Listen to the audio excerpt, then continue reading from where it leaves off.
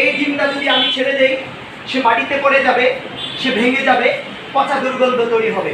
আর এই ডিমটা যদি আমি হাতের মধ্যে মুষ্টি ধরে সুন্দর করে ধরে রাখতে পারি, এই ডিমটা ভবিষ্যৎ প্রজন্ম দিবে, আমি ভবিষ্যতের দিকে এগিয়ে যাব।